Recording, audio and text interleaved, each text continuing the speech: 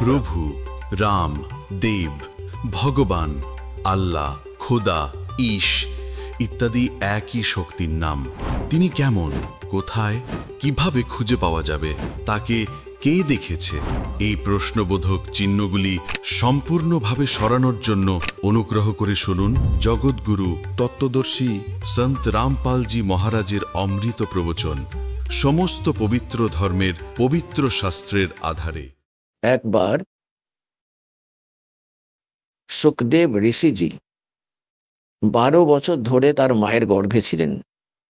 উনি বের হননি, কারণ গর্ভের ভিতরে শিশু তার পূর্ব জন্মের সমস্ত কষ্ট এবং এই আসন্ন জন্মে যা লেখা আছে তা সমস্ত স্মরণে থাকে। কি কি দুঃখ আসবে আপনার ওপর বেরিয়ে আসা মাত্র।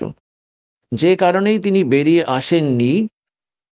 12 বছর পর ব্রহ্মা, বিষ্ণু, মহেশ তিনজনেই তার কাছে এসে বললেন যে সুখদেব বেরিয়ে এসো, এই প্রথা নষ্ট করো না।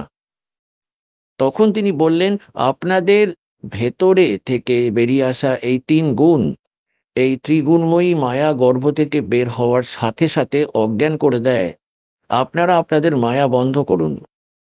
এখন ইনারা বললেন, দেখুন এই মায়া বন্ধ করার আমাদের ক্ষমতায় নেই, এ তো আমাদের ভেতরের গুণ ভরে দিয়েছেন ভগবান, কিন্তু আমরা কয়েক মুহূর্তের জন্য শ্বাস আটকে রাখতে পারি, অন্যথায় আমাদের শরীর বিস্ফোরিত হয়ে যাবে। এতক্ষণ পর্যন্ত, ব্যাস এতক্ষণ পর্যন্তই আমরা এটিকে থামাতে পারি।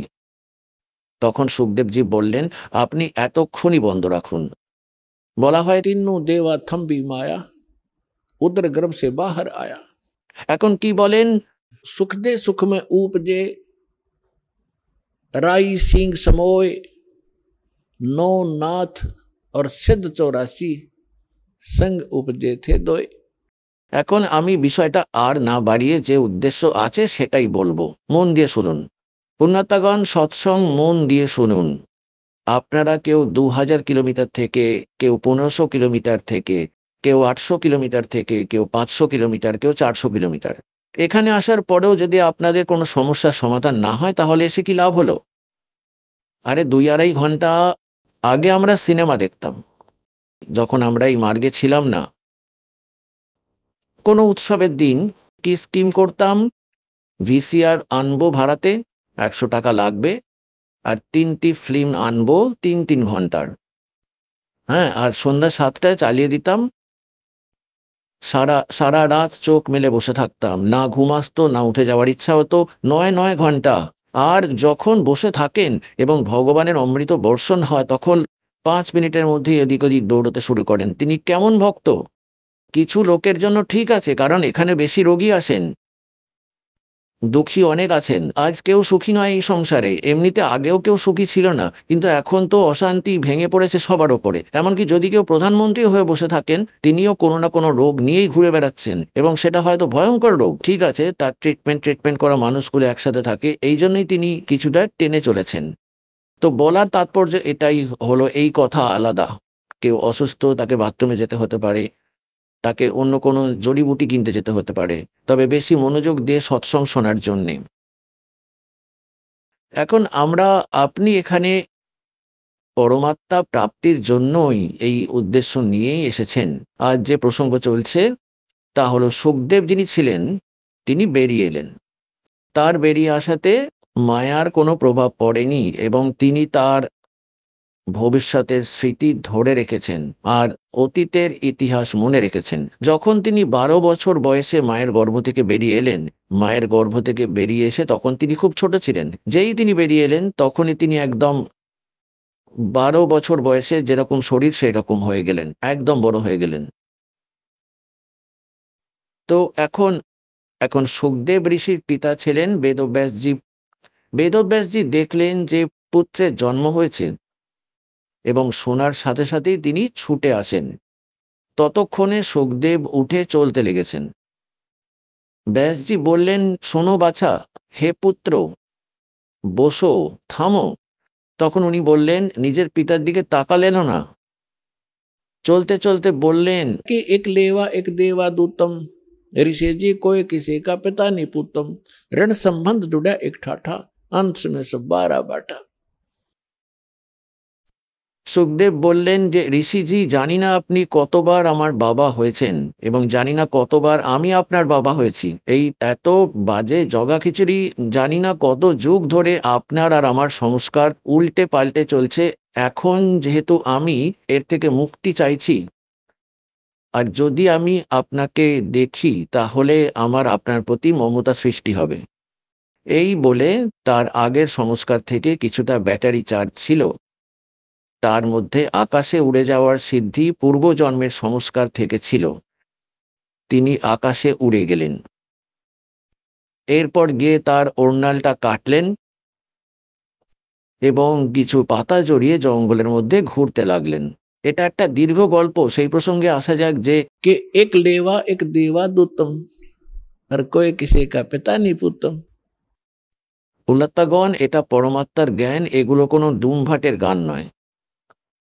যদি আপনি আধ্যাত্মিক মার্গ গ্রহণ করতে চান এবং এখানেও সুখী হতে চান আর সতলোকে যেতে চান, তাহলে যে জ্ঞান দাস আপনাদেরকে বলছে তা আপনাদের হৃদয় ধারণ করুন।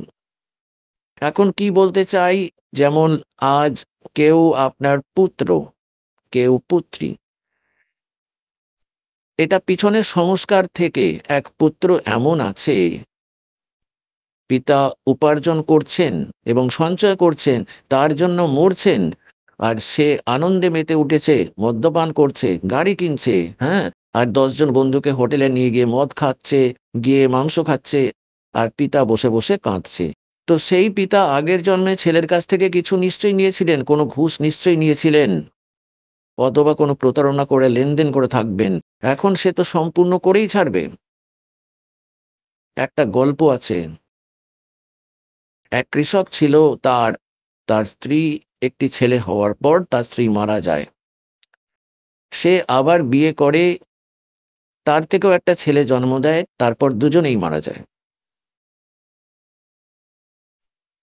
এখন বড় ছেলের বিয়ে হয়ে গিয়েছিল, ছোট ছেলে তার থেকে 10-15 বছরের পার্থক্য ছিল, ছোট ছিল। এখন কি হলো, বড় ছেলেটি যে প্রথম স্ত্রীর সন্তান, আর ছোট ছেলেটি তার থেকে বয়সে অনেকটা ছোট ছিল।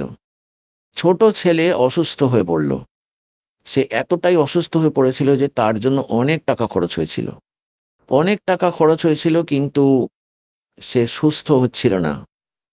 কেউ একজন তাদেরকে বলল, তাকে সেখানে নিয়ে যাও, খুব ভালো একজন ডাক্তার আছেন, কিন্তু টাকা নেবেন তিনি 5,000 টাকা। সেই সময় 5,000 টাকা আজকের 50 লক্ষ টাকার সমান। তাই তারা ভাবলো, স্বামী স্ত্রী দুজনেই ভাবলো, তাকে তাকে কোনোভাবে কোনোভাবে যদি একে মেরে ফেলা যায়, যদি একে বিষ খাইয়ে দেওয়া যায়, তাহলে তার স্বামী এবং সমস্ত সম্পত্তি তাদের কাছেই থাকবে। এটা তারা জানতো। এটা সম্মানে তারা এটা ভেবে নিজেরা হত্যা করার কথা কিন্তু ভাবলো না। তারা ডাক্তারের সাথে কথা বলল, এক ডাক্তারকে বললেন, ভাই আপনি এক কাজ করুন, একে বিষ দিয়ে দিন। তিনি বললেন, আমি কিন্তু 500 টাকা নেব এবং কেউ সন্দেহ করবে না, আমি 2-4 দিন ওষুধ দিতে থাকব এবং তারপর আমি তাকে শেষ করে দেব। তখন তিনি 500 টাকা নিলেন, এখনকার 5,000 টাকার সমান, আর ভাবলো যে 500 টাকা দিয়ে সে মুক্ত হয়ে যাবে। এবার সে 500 টাকা নিয়ে তাকে বিষ দিয়ে দিল। সেই ছেলেটি মারা গেল। তারপর গ্রামবাসী এবং আত্মীয় স্বজনরা জানতো যে সে অনেকদিন ধরে অসুস্থ ছিল এবং সে মারা গেল, সব শেষ হলো। এবং ওই দুই স্বামী স্ত্রী আনন্দের সীমা রইল না, বড় ভাই আর তার বউয়ের। 1 বছর পর তাদের একটি পুত্র সন্তান হলো এবং তারা খুব খুশি হলো যে সমস্ত সম্পত্তির উত্তরাধিকারী হলো।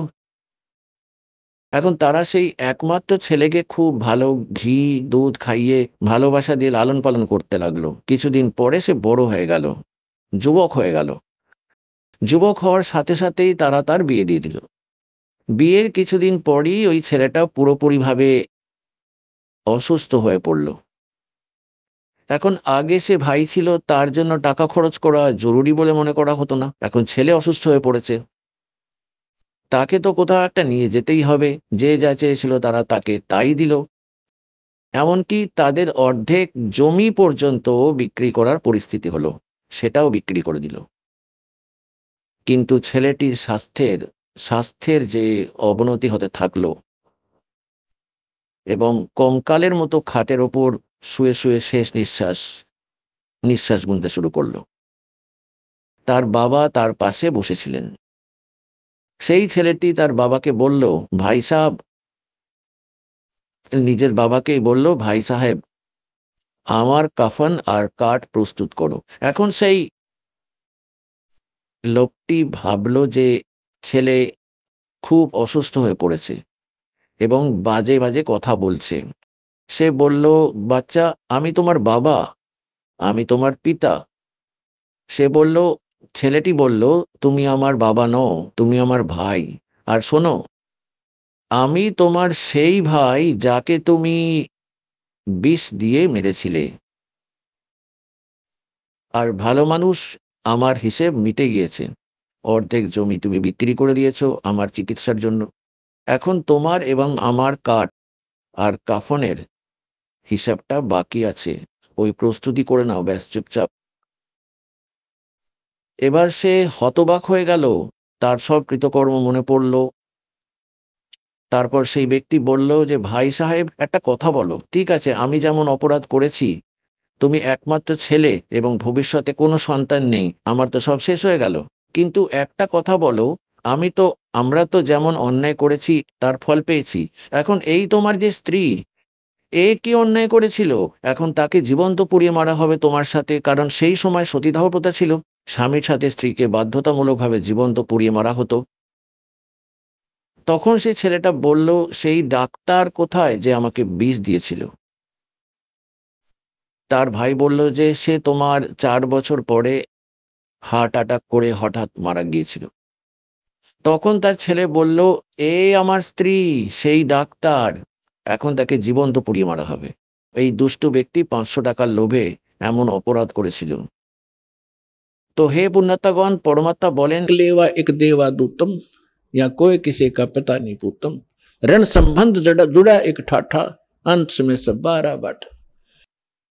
এখন যে প্রসঙ্গ চলছিল তা হলো, যাদের সন্তান নেই তাদের বাকি বকেয়া শেষ হয়ে গিয়েছে, কারোর সাথে তাদের সংস্কার জড়িয়ে পড়ছে না, কারোর সাথে জুড়ছে না সে। আর আমাদের সমাজে এমন এই লোক কাহিনী, দন্তকথা এমন তৈরি করে রেখেছে যে যার সন্তান নেই তার যেমন জীবন, তার মুখ দেখাও হয়তো অশুভ। এখন পুণ্যাত্মাগণ, যে বোন এবং যে ভাই যাদের সন্তানের সহযোগ নেই, অর্থাৎ তারা খুব স্পষ্ট তাদের একে অপরের কাছে কোনো ঋণ নেই। এখন যেহেতু ঋণ নেই, তাই ভগবানও তাদেরকে কোনো ফাঁদের মধ্যে ফেলেন না। তিনি আপনাকে সব বিষয় জ্ঞান দেবেন, কিন্তু এখন যে বিষয়টি চলছে এটাই বলবো। এখন যেমন কি হয় যে মানুষ তো কিছুদিন পরে মানিয়ে নেয় যে ভগবান যেমন সংস্কার দিয়েছেন আমাদের ভাগ্যে নাও থাকতে পারে, কিন্তু সেই বোন অর্থাৎ তার স্ত্রীর সন্তুষ্টি নাও হতে পারে। যদি হয়ও, তখন আশেপাশে আত্মীয় স্বজনের মা বোনেরা এসে তাকে এসে বাঁচতে দেন না। কেউ না কেউ এসে পড়বেই, আসবে কোনো দরকারি কোনো জিনিস ধার নেওয়ার জন্য এবং আলোচনা শুরু করবে, অমুকের পুত্রবধূর কোনো সন্তান হয়নি। হে ভগবান, একটা সন্তান তো হওয়া উচিত ছিল। বলুন, কিভাবে সন্তান ছাড়া বাঁচা যায়? কোনো রকম টাইম পাস করছিল, কিন্তু সে অনিচ্ছা সত্ত্বেও বেচারি দুঃখী হয়ে ওঠে তাদের ওই কথোপকথনটা শুনে। তার মধ্যেও প্রবল প্রেরণার সৃষ্টি হয়, যেভাবেই হোক একটা প্রকার সন্তান চাই। কিন্তু বালক তো সংস্কারে নেই, তো তার শেষে তার সেই কষ্ট, সেই মায়ের যার সন্তান হয় না, সে এই বিচ্ছেদে মারা যায়। হে ভগবান, আমার যদি সন্তান থাকতো তাহলে আজ আমি ওই পৃথিবীতে সুখী হতাম, অন্যদের মতো মান সম্মানে থাকতাম। সেও মারা যায়। এই কাল আমাদের উপর এমন নিষ্ঠুরতা দেখিয়ে রেখেছে। এখন বলা হয় যে মানুষ যে ইচ্ছা নিয়ে মারা যায়, এই কাল তার পুনরায় সর্বনাশ করে। সেই বোনকে আগামী জন্মে কুকুর বানাবে সে, আর এরকম বলবে যে কন্যা সন্তান রূপে জন্ম নাও, একবারে 8টি সন্তান জন্ম দাও, এখন ভোগ করো জন্ম নিয়ে। কেন দুঃখ হচ্ছিলে? এখন পরমাত্মা বলেন এই ঝামেলা থেকে মুক্ত করাও। যদি তুমি সমাজকে দেখে চলো তাহলে তুমি ভক্তি মার্গের পথে চলতে পারবে না। আমাদের পরমাত্মাকে পেতে হবে, সতলোকে যেতে হবে। তাহলে ভগবান যেভাবে রেখেছেন সেভাবেই থাকুন। এখন এখানে আরেকটু প্রেক্ষাপট বলতে হবে, কারণ প্রথমবার যে ভক্ত আসেন যাদের সন্তান নেই তারা এই উদাহরণ থেকে কিছুটা সন্তুষ্টি পাবেন, কিন্তু তারা চিন্তা করবেন না।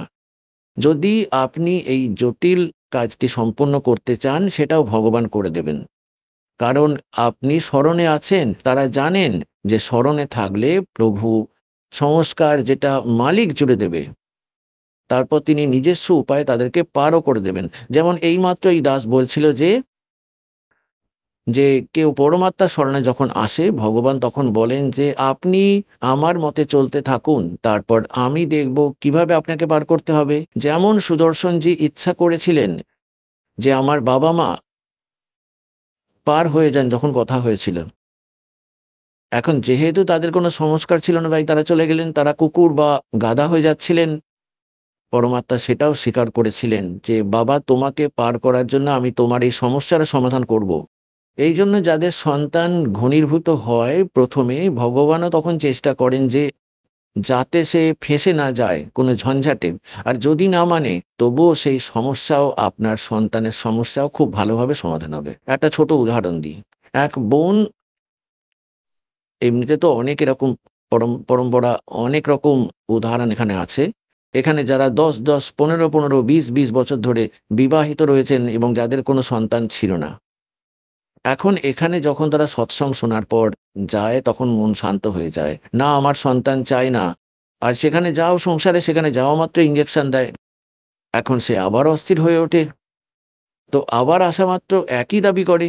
অনেকবার বোঝানো হয়েছে তাকে, কিন্তু অবশেষে পরমাত্মা তাকে সেটাই করে দেন। এখন এই মন ভেঙে গেল, তো আরও গিয়ে ফাঁসবে কোনো অপদার্থ পুরুষের সাথে। সন্তান তো হবে না তার দ্বারা, আর সে ওই সদ্ভক্তি আরো বরবাদ হয়ে যাবে এনার। তো তাকে, এক বোনকে কখনো তো সন্তুষ্ট করা উচিত, নাহলে পরিবারের সদস্যরা বলবে এটা কোনো বেঁচে থাকা, সন্তান নেই, এতদিন হয়ে গেল তুমি নাম দিয়ে রেখেছ অমুক কাজ, কিসের তুমি গুণ গিয়ে বেড়াচ্ছ। তখন পরমাত্মা তার কথা শুনে নিয়ে বললেন, 2টি মেয়ে গর্ভে 2টি বাচ্চা হয়ে গেল একেবারেই। সে বলতে যে ভগবান তাতে যদি মেয়ে হয় হোক, যেন সমাজের মুখ বন্ধ হয়ে যায়, আমার ছেলের দরকার নেই। 2টি দিয়ে দিয়েছেন। এখন প্রচার হয়ে গেল, চাপা থাকলো না। সমস্ত পাড়া প্রতিবেশী বলল তোমার গুরুজি তো পূর্ণ। 1 বছর পর আরো 2টি গর্ভে, চেক আপ করালো, আরো 2টি মেয়ে আছে। এখন সে চিন্তিত হয়ে পড়লো। তা আমি বললাম কিছু বলো না, নিয়ে যাও, প্রভু তোমাকে যা দিয়েছেন, এখন অস্বীকার করো না। তাহলে পুণ্যাত্মা, পরমাত্মা যা চাইবেন তাই করবেন। একবার দেখো পুণ্যাত্মাগণ, সব রকম সব দিক দিয়ে জ্ঞান দেওয়া হয়। একজন বোন এবং তার শাশুড়ি নাম দীক্ষা নিলেন।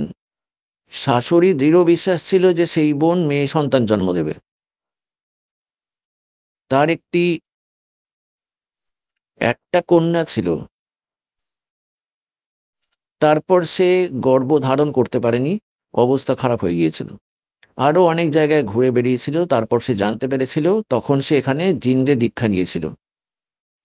জিন্দ যখন দাস সৎসঙ্গ করতেন,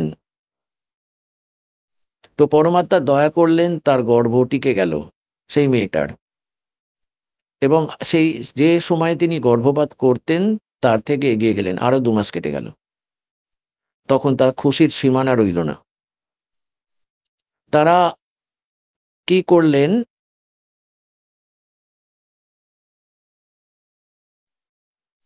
যখন আমাদের অল্প সঙ্গত ছিল, বেশি ছিল না, অল্প সঙ্গত ছিল, তো তাদের পাড়ায় আরো একজন ভক্ত ছিলেন। তিনি প্রার্থনা করেছিলেন যে আজ গুরুজি আমাদের এখানে ভোজন করুন, ভোজন করার দয়া করুন। আমি বললাম ঠিক আছে বেটা, রান্না করো। আমরা 5-7 জন ভক্ত আছি। তার বাড়িতে খাবার খেতে গিয়েছিলাম সন্ধ্যায়। ওদিক থেকে সেও আগে প্রতিবেশী ছিল, তাদের সাহায্য করার জন্য, খাবার তৈরি করার জন্য। আমরা জানি না সেখানে কি ঘটেছিল, আমরা খাবার খেয়ে এসেছিলাম। ফিরে আসার পর সকালে এবং রাতে ফোন এসেছিল তার শাশুড়ির থেকে যে গুরুজিকে বলো আমার পুত্রবধূর গর্ভপাত হয়ে গিয়েছে, এবং সে খুব কাঁদছে। এবং ওখানেই ঘটেছিল যখন আমরা আপনার সেবা করছিলাম, তাদের অন্য ব্যক্তির বাড়িতে সমস্ত বাথরুমে রক্তে ছেয়ে গিয়েছিল। সে সে তো কেঁদে কেঁদে সারা রাত তার চোখ ফুলিয়ে ফেলেছিল। আমি তাকে ফোন করে বলেছিলাম যে মা এখানে এসো, তোমার শাশুড়ি তাকে বলল এখানে পাঠাও। তাকে বুঝিয়ে বললাম যে মা, ভগবান যা করেন তিনি ভুল করেন না। তিনি বললেন আমার তো বিশ্বাস আছে, কিন্তু সেই বাচ্চা মানছে না। ঠিক আছে ঠিক আছে, যা হয়ে গেছে তা হয়ে গেছে, এখন বড় কথা পরমাত্মা যা করেন তা ঠিক করেন। এখন পরের দিন একইভাবে কাঁদতে কাঁদতে কেটে গেল। তার শাশুড়ি আবার প্রার্থনা করলেন দয়া করে আজকাল আমাদের বাড়িতে ভোজন করার জন্য আসুন। আমি বললাম ভাই চলো যাই। চলে গেলাম ওখানে। সেই মেয়েটি খুব কেঁদে উঠল। আমি বললাম মা, পরমাত্মা যা করেন তা ঠিক করেন, বিশ্বাস করো, এটা খুব বড় কথা, এবং দিয়ে দেবেন, এবং একটা বাচ্চা দিয়ে দেবেন এরপরে এক বছরের মধ্যে, তুমি শান্ত হও। কিন্তু সে মানছিল না, দুঃখী ছিল। ঠিক আছে, আমরা চলে এলাম খাবার খেয়ে। চলো ভাই ঠিক আছে, যেটা আমরা যে জ্ঞান দিতে পারি পরমাত্মার, আমরা ততটুকুই দিতে পারি, বাকি বাচ্চা বুঝতে পারছে না। তারপর কি হলো, তার শাশুড়ি ভাবলেন গর্ভপাত হয়েছে, এবং এতে কোনো ফোঁটাও যেন না থেকে যায়, গর্ভাশয় বাচ্চাদানিতে সমস্যা তৈরি করতে পারে এরপরে। আমি ডাক্তারকে দেখাবো। পরের দিন সে পাড়ার একজন সুপরিচিত ডাক্তারের কাছে গেল। তার কাছে গেল, সে আল্ট্রাসাউন্ড করলো। তারপর বলল, কে বলে বাচ্চার গর্ভপাত হয়েছে? গর্ভ যেমনকার তেমনই আছে, এটা ওকে ইন অল রেসপেক্ট। এখন তার খুশির সীমা রইল না। আবার ফোন এলো এখন আবার তার ফোন এলো, তার শাশুড়ির চমৎকার করে দিয়েছেন।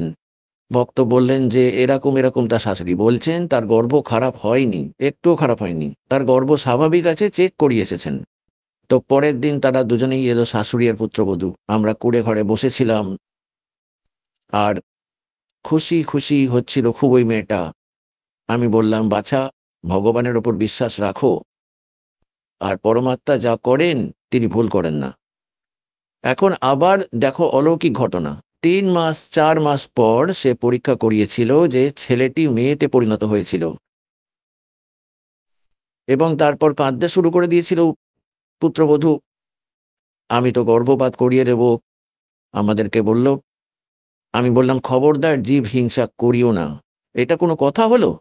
যখন তুমি কেঁদেছিলে হায় আমার গর্ভপাত হয়ে গেল, তখন পরমাত্মা তো মালিক, আর ওই মেয়েটি ছিল যার গর্ভপাত হয়েছিল, সে গর্ভপাত করে দিল।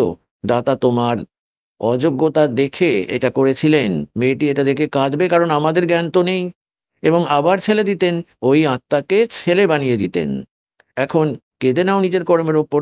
এখন আমাদের স্বভাব কেমন হয়ে গিয়েছে, উটের মতো। উটের ওপর মালপত্র চাপাও, তখন এরকম করবে রা, তখন কাঁদে যে খুব খারাপ হচ্ছে আমার সাথে।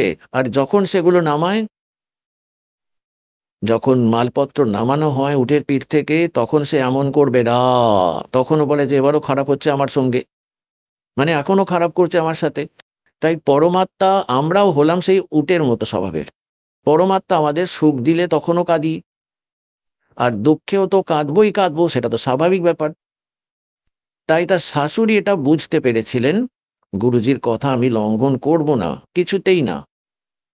এবং এই মেয়েটি তা তা তার শাশুড়ি অর্থাৎ তার শ্বশুর একটি ভালো পদে কর্মরত ছিলেন। তো তার শাশুড়ি বললেন যে আমি এই মেয়ের সমস্ত খরচ বহন করব, তুমি নিশ্চিন্ত থাকো, এবং তার বিয়ে দিয়ে দেবো, আর আমরা সব খরচ বহন করব, তুমি বাজে কথা বলবে না, আমরা গর্ভপাত করাবো না। ওই মেয়ে হবেই। অপরদিকে যখন ভগবানের হাতে সে, তখন সে তার সন্তান, তার মাটি দিয়েই সে তৈরি হয়েছে। এখন যদি ছেলে হতো তাহলে সেই সংস্কার এড়ানো হয়েছিল মেয়ে হওয়ার। সে কাঁদতে কাঁদতে মেয়ে চেয়েছিল, এবং তারপর সে কাঁদছে। তারপর পরের বার তাকে ছেলে দেওয়া হয়েছিল। আজও সেই মেয়ে এবং তার শাশুড়ি সৎসঙ্গে আসেন। এখন এই কথা বলার অর্থ হলো যে ধার্মিক আত্মাদের জন্য ভগবান যাই করেন না কেন, তোমরা হস্তক্ষেপ করো না। এখন ডাক্তার অপারেশনের থিয়েটারে নিয়ে গেলেন। এখন তুমি এখানে পরমেশ্বরের অপারেশন থিয়েটারে এসেছো। এখন এখানের অপারেশন থিয়েটারে রোগী যদি তার ইচ্ছা চালায় তাহলে কেস বিগড়ে যাবে। সে হতে দেবে না, তাকে ডাক্তার যা করতে দেবে। ঠিক একইভাবে একজন বোনের একটি মেয়ে হয়েছিল এবং তারপর ২৭ বছর পর্যন্ত সেই মেয়েটি ২৭ বছরের হবে, তার বিয়েও দিয়েছিল, তারও সন্তান হয়েছিল, ছেলে এবং মেয়ে। এবং তবুও তার ইচ্ছা একটা সন্তান, অন্তত একটা ছেলে হোক। সে ৫৬ বছরের বৃদ্ধা হয়েছিল, বৃদ্ধা, এবং এই কামনা করত ৫৬ বছর বয়সে মালিক আবার তাকে পুত্র দিলেন, একটা ছেলে। তার পুত্র এখন ৫ বছর এবং সেও মারা গেল। এখন তোমরাই ভাবো ছেলেটাকে কে মানুষ করবে? তাই আমরা অপারেশনের সময় যদি কোনো ঝামেলা করি তাহলে কেস বিগড়ে যাবে, একদম ঘেটে যাবে। তবুও দাস আপনাকে প্রতিটি দিক সম্পর্কে বলে দিয়েছে, যেটা বুঝতে পারবে সেটাই করো।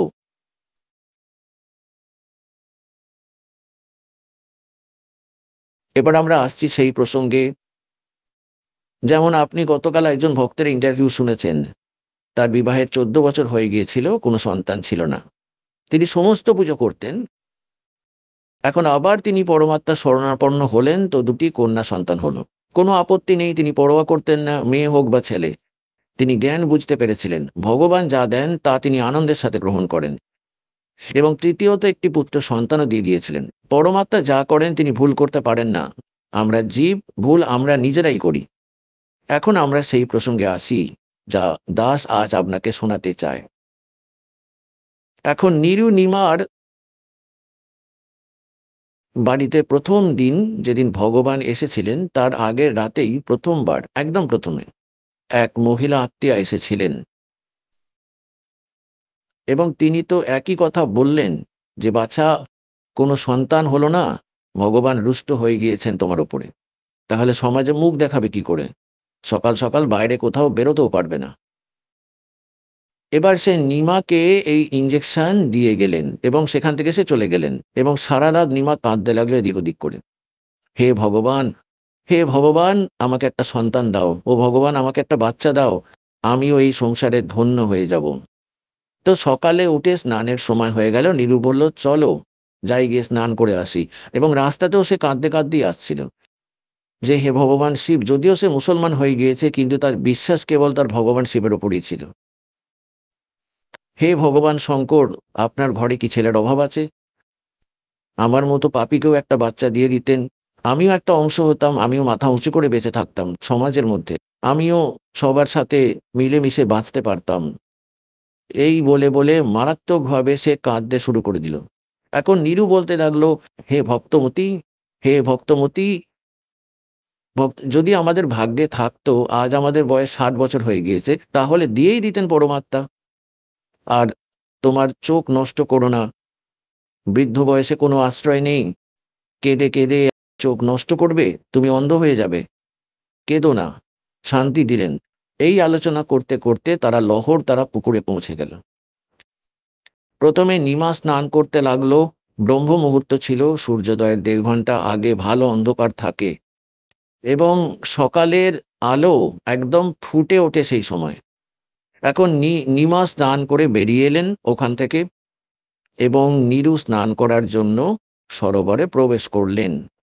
এখন নিমা যে কাপড় পরে স্নান করেছিলেন সেটা ধোয়ার জন্য পুনরায় কিনারাতে গেলেন। ততক্ষণে পুকুরটি আলোকিত হয়ে গিয়েছিল এবং দূর পর্যন্ত একটু একটু দেখা যাচ্ছিল। এখন নিমা কি দেখলো? একটা পদ্ম ফুলের ওপর কোনো বস্তু নড়াচড়া করছে, যেমন পরমাত্মা পা নাড়াচ্ছিলেন পদ্ম ফুলের ওপর বিরাজমান হয়ে নবজাত শিশু রূপে। তো সেখান থেকে নিমা দেখতে পেলেন এটা কি জিনিস নড়াচড়া করছে। তিনি ভাবলেন হয়তো কোনো সাপ এবং আমার স্বামীকে হয়তো কামড়েছে। আরও মনোযোগ সহকারে তাকালেন, তখন তিনি কি দেখলেন যে পদ্ম ফুলের ওপর একটি বালক বিরাজমান আছেন। এখন নিমা তার স্বামীকে বলল, সে তো মলমল করে স্নান করছিল এবং এত জলে ঢেউ তুলছে মাঝে মাঝে হাত দিয়ে। তারপর বলল যে দেখো পদ্ম ফুলের ওপর একটা বাচ্চা আছে, একটা ছোট বালক বাচ্চা, একটা ছোট বাচ্চা রয়েছে।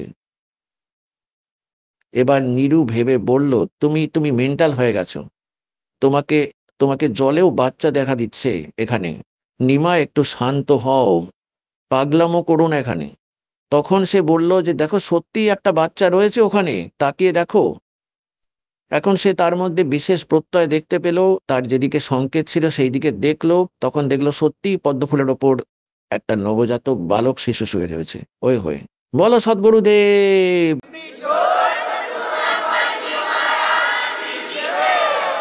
এবার নীরু দেখলো সত্যি বালক, একদম এদিক ওদিক না দেখে চিন্তা না করেই সে পদ্মফুলের দিকে তাকিয়ে টেনে তুলে নিল নিজের কোলে, তারপর নিজের স্ত্রীর কোলে বসিয়ে দিল। बोलो सतगुरुदेव बंदी छोड़ कबीर साहेब की जय हो। যে পরমাত্মার জন্য ঋষিরা তাদের দেহ উৎসর্গ করেছেন এবং যে পরমাত্মার এক ঝলক দেখার জন্য আমরা যুগ যুগ ধরে ব্যাকুল হয়ে আছি, তার গুণাবলীর সাথে আমরা পরিচিত। তিনি কত আনন্দময় এবং তিনি ভগবান। যে মায়ের বুকের সঙ্গে আলিঙ্গন হয়েছে তিনি কতটা আনন্দ পেয়ে থাকবেন, কত সৌভাগ্যবতী সেই মা। এখন অপর দিক থেকে নিমা তার ভগবান শঙ্করকে শত শত ধন্যবাদ জানাচ্ছেন।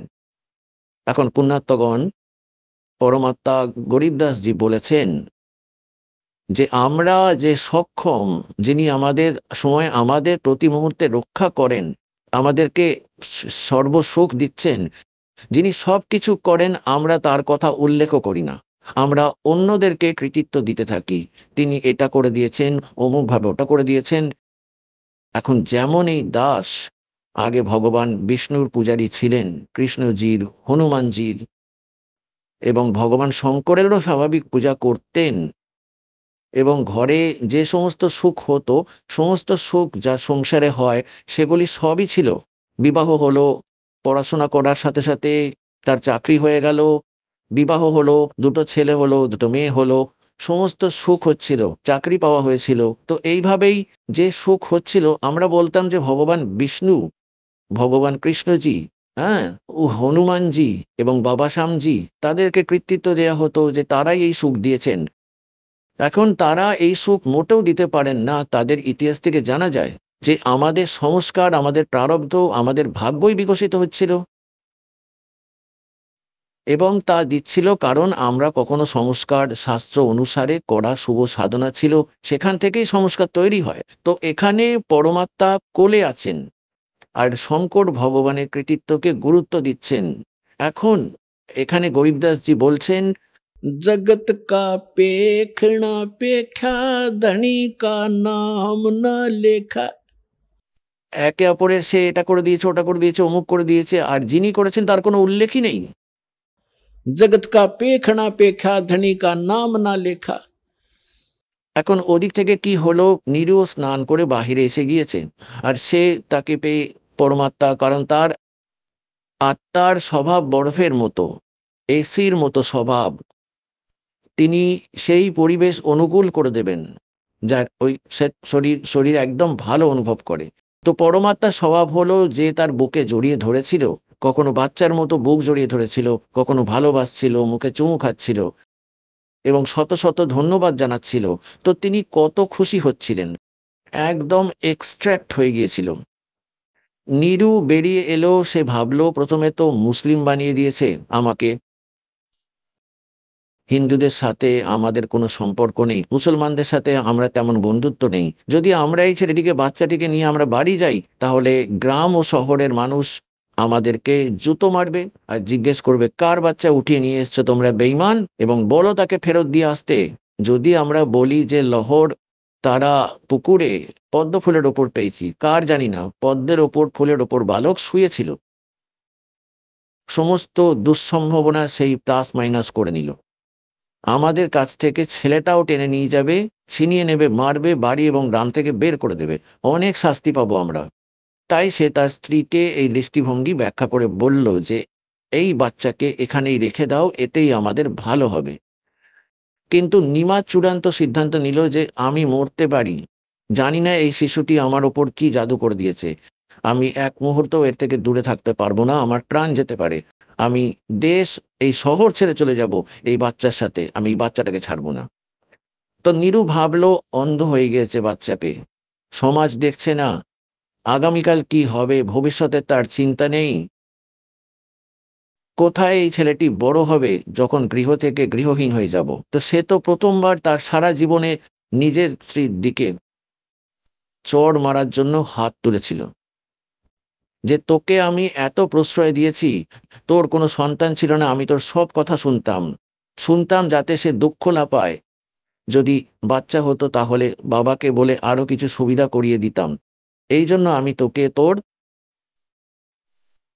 তোর সব কথা মেনে এসেছি। আজ তুই নির্বোধ হয়ে গিয়েছিস, একটা কথাও শুনছিস না আমার, রেখে দেই বালক এখানে, নতুবা তোকে চড় মারবো। সে হাত তোলার সাথে সাথেই নবজাত শিশুর রূপ পরমাত্মা বললেন, নীরু, আমাকে বাড়িতে নিয়ে চলো, তোমার কোনো ক্ষতি হবে না।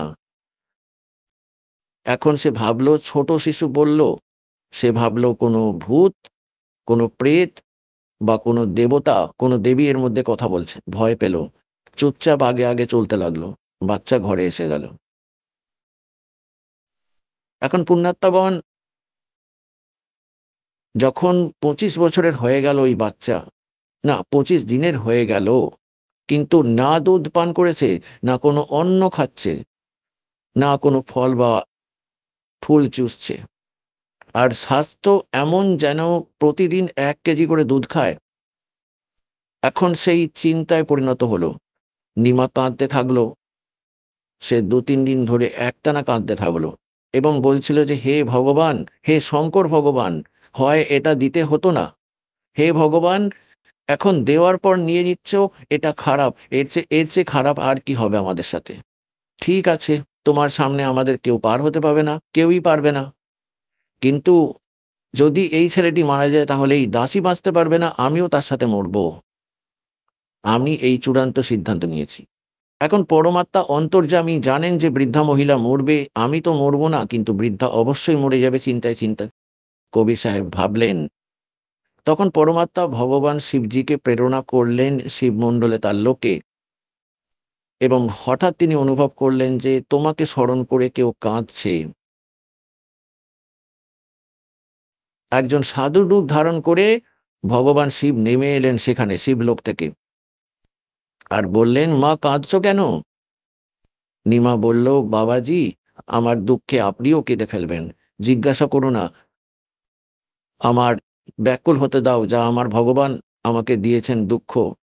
তবু শঙ্কর ভগবান সাধু রূপে জিজ্ঞাসা করলে যে মা, বলে নিজের দুঃখ কাউকে বললে কিছু হালকা হয়ে যায়, আর আমার লেভেলে যদি কোনো সমাধান থাকে তাহলে আমি করব।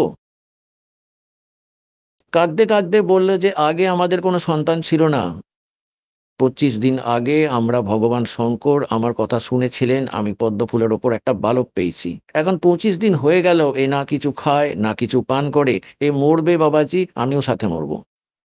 বলে এটাই চূড়ান্ত সিদ্ধান্ত। অন্তর্যামী সবকিছু জানতেন কবির সাহেব। তখন নীরু সেই শঙ্কর ভগবান বললেন, অর্থাৎ শিব রূপে, না সাধু রূপে, যে মা, তোর ছেলে নিয়ে আয়, কোথায় আছে? এখন মা নিমা নিয়ে এলো উঠিয়ে বাচ্চা, এবং ভাবলো মহারাজের চরণে রাখবো, তার জীবন দান করে দেবেন তিনি। এখন যে ওই বাচ্চাকে, পরমাত্মাকে ভগবান শঙ্করের চরণে, সাধুর চরণে রাখতে চাইলো, রাখলো, তাই করলো। ওখান থেকে উঠে গেল পরমাত্মা, আর ভগবান শঙ্করের মাথা থেকে 5 ফুট দূরে এইভাবে আকাশে স্থির হয়ে গেল হাওয়াতে। এখন শঙ্কর ভগবান এইভাবে হাত করলেন, তার কোলে এসে গেলেন, আর এইভাবে হাতে নিয়ে পরমাত্মার সঙ্গে শঙ্কর ভগবান আর পরমাত্মা পূর্ণ ব্রহ্মের, শঙ্কর ভগবানও বুঝতে পারলেন না যে ইনি কে। উনি এটাই ভাবলেন কোনো সিদ্ধ পুরুষ হবেন, কারণ এনাদের সৎবুদ্ধি এতটুকুই, তিনি কমপ্লিট গড নন। তো তিনি কথা বললেন, তারপর ভগবান বললেন, পরমাত্মা বললেন পরমেশ্বর শিবজিকে যে মহত্তাজি, এনাকে বলুন একটি কুমারী গাভী আনবে এবং কুমোরের ঘর থেকে একটা পরিষ্কার পাত্র আনবে, এবং আপনি সেই কুমারী গাভীর কোমরের ওপর হাত দিয়ে আশীর্বাদ করবেন, সে দুধ দেবে। বলা হয় যে যিনি সক্ষম তিনি মহিমার ক্ষুধার্ত নন। এখন বচন দ্বারা শঙ্কর ভগবানকে আদেশ দিয়ে দিলেন, তো তার মধ্যে সেই শক্তি এসে গেল। নীরু তার স্বামীকে বলল, যে শঙ্কর ভগবান ওই সাধু বলছেন, মা তোমার স্বামীকে ডেকে আনো, একটি কুমারী গাভী আনবে, বাছুর যাকে কোনো ষাঁড় কখনো স্পর্শ করেনি। নিরীহ তাই করলো, গিয়ে বল গাভী নিয়ে এলো এবং শঙ্কর ভগবান তার কোমরের ওপর আশীর্বাদ ভরা হাত বুলিয়ে দিলেন, তাকে অনেক আশীর্বাদ দিলেন। তার দুগ্ধ থলিগুলো বড় হয়ে গেল, তার বাটগুলো মোটা মোটা হয়ে গেল এবং সে নিচে একটা পাত্র রেখে দিল এবং এটি একদম পূর্ণ হয়ে গেল। তারপর নিজে হতেই বন্ধ হয়ে গেল। ওই গাভী প্রতিদিন দুধ দিত, ভগবান পান করতেন। এইভাবেই পরমেশ্বরের লালন পালনের লীলা ঘটেছিল। এখন এখানে সমান্তরালভাবে আমি আপনাকে একটা প্রমাণ দিতে চাই যে পরমাত্মার পরিচয়টা কি। বেদ আমাদের হিন্দু ধর্মের একটি সত্য বস্তু, সত্য বস্তু, সত্য জ্ঞানের বস্তু হিসেবে বিবেচিত হয়। এতে যা লেখা আছে তা হলো ভগবানের আসল মহিমা। তাহলে যা যা বেদ বলে যে পরমাত্মার শৈশবে লালন পালনের লীলা কুমারী গায়ে দ্বারা হয়, বেদে লেখা আছে। আর যে ভগবান এই লীলা করেছেন তাহলে who is god? He is god, যার লীলা বেদ অনুসারে হয়। এখন আমি এখানে ছোট প্রমাণ দিচ্ছি। এটা দেখুন, কবির সাগর। এটি 600 বছরের পুরনো, এটি আজ নতুন নয়। পুণ্যাত্মাগণ, সম্পূর্ণ 11 ভাগ, খেমরাজ শ্রীকৃষ্ণ দাস প্রকাশনা, বম্বে মুম্বাই। বর্তমানে মুম্বাই বলে।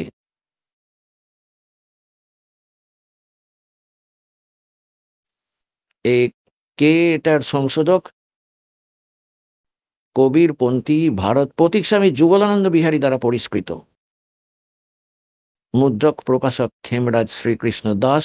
অধ্যক্ষ শ্রী শ্রী ভেঙ্কটেশ্বর পরেশ, খেমরাজ শ্রীকৃষ্ণ দাস, মার্ক, মুম্বাই। এখন 74 পৃষ্ঠাতে। এখন এখানে বাঁচা বন্ধ তোহা পুনি আয়ো, কবি সাহেব বলছেন ছোট বালক রূপে, বাঁচা বন্ধ তাহা পুনি আয়ো, কাল কষ্টময় তোড় মিটায়ো, যে আমি তোমার বচনবদ্ধ ছিলাম, সেই জন্য আমি তোমার সাথে দেখা করতে এসেছি। এখন কি বলছেন? সুন জুলাহা মন ভায়ো আনন্দা। এই কথায় যে ছেলেকে পেয়ে সেই জুলাহা ধানও খুব খুশি হলেন এবং তিনি কিভাবে কথা বলতে শুরু করলেন দেখুন। सुन दुल्हा मन भयो आनंदा, और जिमे चकोर पायो निश्चंदा।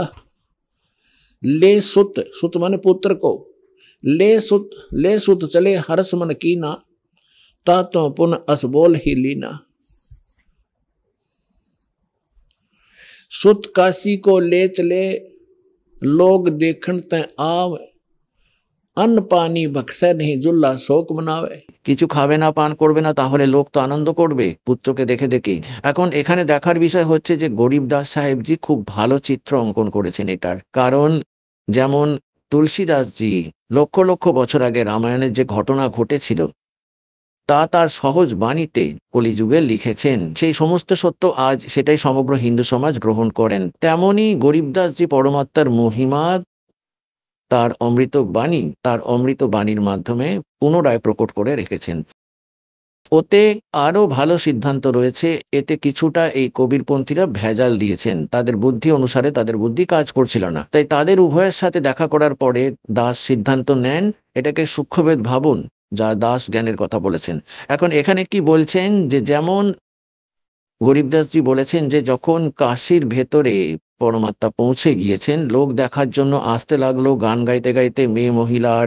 কোথায় সে চিন্তা ছিল যে লোকেরা আমাকে গ্রাম থেকে বের করে দেবে, আর কোথায় প্রশংসা করছে যে ধন্য তোমার ভাগ্য, তুমি এমন একটি সন্তান পেয়েছ, এবং সবাই খুশি উদযাপন করছে। কেউ বলছে দেবতা এসেছেন, কেউ বলছে ব্রহ্মা বিষ্ণু মহেশের কেউ এসেছেন। এত খুশি উদযাপন করছেন, মানুষ তো খুশি উদযাপন করছেন, আর তারা নিরূপ ও নিমা দুঃখী হচ্ছে যে সে কেন কিছু খাচ্ছে না, পান করছে না, এ এখন মারা যাবে, তারপর আমরা এই রকমই হয়ে যাব। তো বলে যে সুদ কাশি কো লে চলো।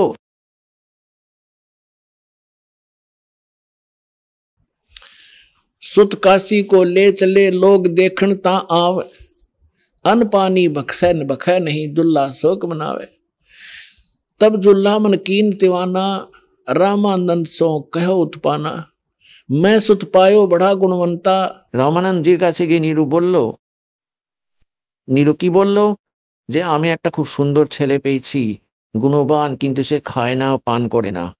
এখন এখানে ঠিক আছে, রামানন্দজির কাছে সে গেল, তিনি তার জানা যন্ত্রমন্ত্রগুলি সম্পাদন করলেন, কিন্তু তাতে কিছুই হলো না। তারপর শিবজি শিবপুরী থেকে এসছিলেন।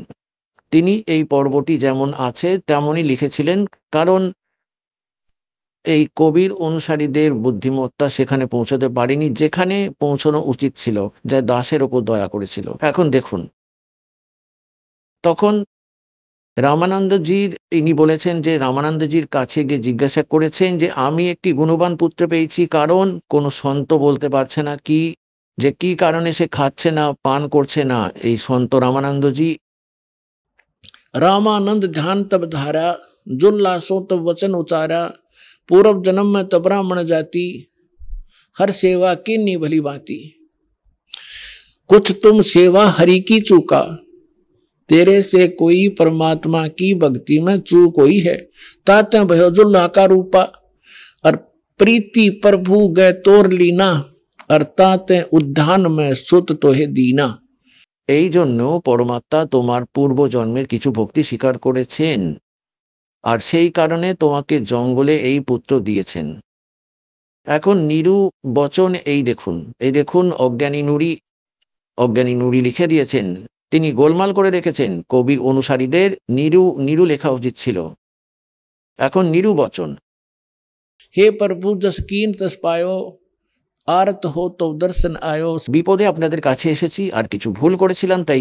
जुला बन गया, पर सो कहिए उपाय गुसाई, बालक अक्सुदावंत कुछ खाई। এখন এমন উপায় বলুন যাতে ক্ষুধার্ত বালক কিছু খায়। रामानंद असयुक्ति विचारा, तुम सुत कोई ज्ञानी अवतारा। তোমার ছেলে কোনো জ্ঞানী অবতার এসেছে।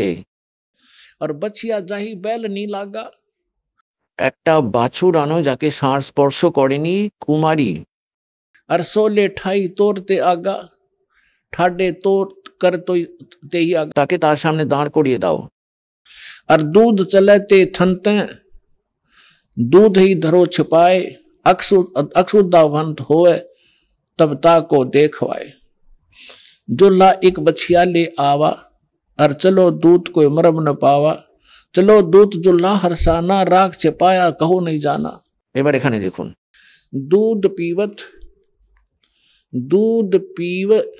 दूध तब पीवत नाम कबीरा, और खेलत संग संत संग मत धीरा। এখন এখানে আমরা এতটুকুই নেব। এখন ইনি বলেছেন যে চলা দুধ কই মরম নেই পাবা। দুধ কে ছিলেন তিনি? যে গরিবদাস সাহেব এটার ভালো বর্ণনা দিয়েছেন যে कि शिव उतरे शिव मंडल ते, अवगत बदन विदोगे, मैं के बदन कमल खुशी हुए, लिया ईस को गोदे। এখন প্রথমে আপনাকে কিছুটি শোনাই। दूध न पीवे न अनभक, গরিবদাস জির বাণী হলো, दूध न पीवे न अनभक, नहीं पलने झूलनते, अदर अमान ध्यान में जो कमल कला फूलनते। কবির পরমাত্মা কিছু খাওয়া পিনা করছিলেন না। আর যেমন পদ্মফুলের ভেতরে পদ্ম গাছ বা গাছের ফুলে এমন একটি গুণ রয়েছে, এখন যেমন পদ্ম কোনো হ্রদে জন্মেছে এবং কোনো কারণে দরিয়া নদী ভেঙে তাতে জলে ভরে যেতে শুরু করে এবং উচ্চতা বাড়তে শুরু করে।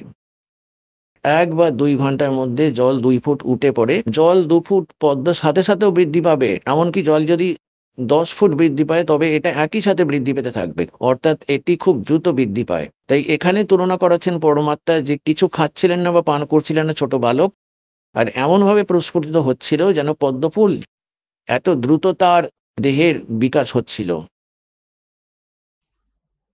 शिव उतरे शिव पूरी से, अवगत बदन विनोदे, मैं के कमल खुशी भये, फिर लिया ईस को गोद। ভগবানকে কোলে নিলেন শিবজি নিজে। नजर नजर से मिल गई, किया ईस प्रणाम, धन मोमन धन पूर्णा, ये धन काशी निकाम। শিবজি ব্রাহ্মণ সাধুরূপে দাঁড়িয়ে উভয়ের যখন দৃষ্টি বিনিময় হলো পরমাত্মার এবং শঙ্করজির, তখন একজন সাধুর রূপে শঙ্করজি সেই মা নিরু এবং নিমাকে বললেন যে ধন্য সেই শহর যেখানে এমন মহাপুরুষের চরণ স্পর্শ করে। উনি তো পরম সন্ত, কিন্তু শিবজি বুঝতে পারেন নিজে উনি ভগবান। 7 बार चर्चा करी बोले बालक बने। দুজনের মধ্যে 7 বার চর্চা হয়েছিল 25 দিনের বালক, আর বলেছিল, আর পরস্পরের মধ্যে আলোচনা হয়েছিল শঙ্করজির। 7 बार चर्चा करी बोले बालक बने। शिव को कर्मस्तक धरा ल्या मोमन एक धैन। मोमिन हे मुसलमान। মাথায় হাত রেখে শঙ্কর ভগবান নিরুর দিকে তাকিয়ে বললেন, যাও একটা ধেনু আনো, কুমারী গাই আনো। अन ब्यावर को दूहत है दूध दिया तत्काले। पीवे बालक ब्रह्म गति ता शिव भय दयाले। এখন এটা তো আপনাকে 250 বছর আগে, তো প্রায় 280 বছর আগে গরিবদাসজি সেটাই চিত্রার্থ করেছিলেন। 600 বছর আগে ধরমদাসজি পরমাত্মার মহিমা লিখেছেন কবির সাগর। এখন আমি দেখাবো পবিত্র বেদ। এই পবিত্র সদ্গ্রন্থগুলি আপনাদেরকে দেখিয়ে দিয়েছি। ঋগ্বেদ মণ্ডল নম্বর 9 এবং সূক্ত নম্বর 1 এবং মন্ত্র নম্বর 9-তে আপনাদের প্রমাণ করে যে সেই পরমাত্মা যখন শিশু রূপ ধারণ করে আসেন, তখন তার লালন পালনের লীলাকুমারী গাভী দ্বারা হয়। এটা দেখুন ঋগ্বেদ মণ্ডল নাম্বার 9 এবং 10 একসাথে। এটা কোথা থেকে মুদ্রিত হয়েছে? প্রকাশক সার্বদেশিক আর্য প্রতিনিধি সভা, মহর্ষি দয়ানন্দ ভবন, রামলীলা ময়দান, নতুন দিল্লি। এবং এর ভাষ্যটা কে করেছেন? অনুবাদক। এটি কোথা থেকে মুদ্রিত হয়েছে? মুদ্রিত হয়েছে printer prince of saint printer, 1510, Pataudi house, নতুন দিল্লি। এই দেখুন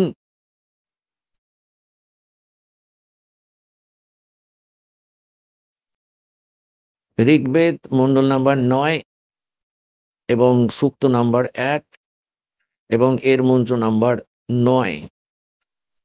এতে এখন अभी अधन्या अभी इमम अधन्या उत्सृणति धेनव। ধেন মানে গরু, শিশু মানে শিশুরূপে প্রকটিত পরমাত্মাকে। सोम इंद्राय पातवे। সোম মানে অমর পুরুষ। এখন এতে কি অনুবাদ করা হয়েছে যে সেই সোম মানে অমর পুরুষ। এখানে সোম মানে হলো, এখানে দেখুন এই ঋগ্বেদ মণ্ডল নাম্বার 9 মণ্ডল নাম্বার 9 সূক্ত 1 মন্ত্র 1 এটা। এতে সোম শব্দ আছে। সোম মানে সোম স্বভাব পরমাত্মা। সোম মানে পরমাত্মা, এনার শব্দে এখন এখানে নেব। এখন আমরা ঋগ্বেদ মণ্ডল নাম্বার 9 সূক্ত নাম্বার 1 মন্ত্র 9-তে আছি। এটা ঋগ্বেদ মণ্ডল নাম্বার 9 সূক্ত 1 আর মন্ত্র 9। এতে লেখা আছে যে ইম সেই সোম মানে অমর পুরুষকে, মানে পরমাত্মাকে। তাহলে সেই অমর পরমাত্মা যিনি শিশুরূপে শিশুম কুমার অবস্থাতে, বাল্য অবস্থাতেই এখনো অধন্যা, অভি মানে পূর্ণ সব প্রকারে, পূর্ণভাবে, কমপ্লিট ইন অল রেসপেক্ট, অর্থাৎ কুমারী। অভি অধন্যা মানে কুমারী, যাকে কোনো বলদ স্পর্শ করেনি সেই। আমাদের এখানে হরিয়ানার ভেতর, আমাদের মানে অক্ষত্রিয় ভাষায় এটা বলা হয় যে এই গাই বিনা ধানায় রয়েছে। বিনা ধানাই মানে একে কোনো ষাঁড় এখনো অবধি স্পর্শ করেনি, তাই মানে বিনা ধানাই। তো এখানেও সেটাই বলা হয়েছে যে অধন্যা। অভি মানে পূর্ণ সব প্রকারে, কমপ্লিট ইন অল রেসপেক্ট, অর্থাৎ কুমারী। অভি অধন্যা মানে কুমারী। এই দেখুন সেই সোম স্বভাব, সোম মানে অমর পুরুষকে, শিশু মানে যিনি শিশু রূপে প্রকটিত হন, তার অভি অধন্যা সব প্রকারে। অধন্যা মানে করে দিয়েছেন অহিংসনীয়। তাহলে ছাই হলো অর্থ। এনাদের ধেনু মানে গৌবে তৃপ্ত করে, তৃপ্ত করে ওই পরমাত্মাকে। যে পরমাত্মা অমর পুরুষ শিশু রূপ ধারণ করে আসেন, তার লালন পালনের জন্য অভি অধন্যা কুমারী গাই দ্বারাই হয়। একমাত্র সেই তাকে তৃপ্ত করে, সেই পারে তাকে তৃপ্ত করতে। এখন এটার দ্বারা কি সিদ্ধ হলো? যে পরমাত্মা যে লীলা করেছিলেন 600 বছর আগে, সেটা আপনাকে দেখিয়ে দিয়েছি তার অমৃত, তার লীলার ভিতর। আর তারপরে যেমন তুলসীদাসজি ভগবান শ্রীরামচন্দ্রের ইতিহাস জীবনী লিখেছেন, পরে এরকমই গরিবদাস সাহেবকে পরমাত্মা সাক্ষাৎ করেছিলেন, সচখণ্ডে নিয়ে গিয়েছিলেন, তার দিব্য দৃষ্টি খুলে দিয়েছিলেন, তার জ্ঞান যোগও খুলে দিয়েছিলেন। তারপরে আদরণীয় গরিবদাস সাহেবজি পরমাত্মা সে মহিমা বলেছেন যে তিনি এইভাবে লীলা করেছিলেন। আর বেদ বলে যে পরমাত্মা যখন শিশুরূপ ধারণ করে এখানে আসেন, একটা লীলা করেন, ওই সময় ওনার লালন পালনের লীলা কুমারী গাই দ্বারা হয়। Who is god? Kabir is god. বলুন সৎগুরুদেব।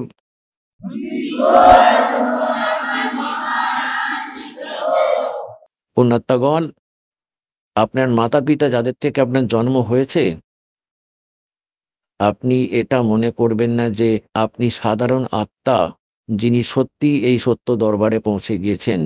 তিনি পরমাত্মার বিশেষ প্রিয় আত্মা। আপনি আর আপনার 101 পুরুষের কল্যাণ হবে, এটা নোট করে রাখুন এবং বিশ্বাসের সাথে লেগে থাকুন।